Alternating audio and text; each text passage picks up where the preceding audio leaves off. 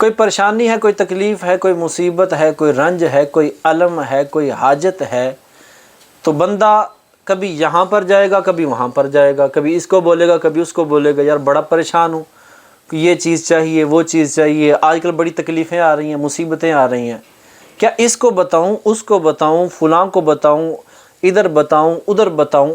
اس سے مسئلہ حل ہو جائے گا، پریشانی ختم ہو جائے گی، ٹینشن ختم ہو جائے گی، مصیبت دور ہو جائے گی؟ نہیں، تو پھر کیوں بتا رہا ہوں؟ بتانا ہے تو وہاں پر بتاؤں نا جہاں سے یہ چیزیں حل ہو جانی ہیں، اور وہ کون سی جگہ ہے؟ وہ رب تبارک و تعالیٰ کی بارگاہ ہے۔ رب تبارک و تعالیٰ قرآن کے اندر خود ارشاد فرماتا ہے سورہ مؤمن کے اندر، ادعونی استجب لکم، بندے مجھ سے دعا کر، میں تیری دعا کو قبول کروں گا۔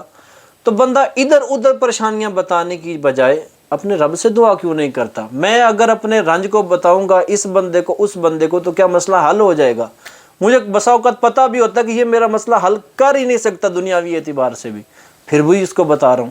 لیکن اگر یہی چیز، مجھے پیسہ میرا کم پڑ گیا، کوئی میرا بچہ بیمار ہے، میں بیمار ہوں، کوئی اور مسئلہ بن گیا، کوئی اور حاجت ہے، ٹینشن ہے، جو کچھ بھی ہے، رب کی بارگاہ میں ہاتھ کیوں نہیں اٹھاتا؟ رب کی بارگاہ میں ہاتھ اٹھائیں۔ اگر رب کی بارگاہ میں ہاتھ اٹھائیں گے تو رب کا تو یہ وعدہ ہے کہ رب تبارک و تعالیٰ آپ کی دعا کو، میری دعا کو قبول فرمائے گا۔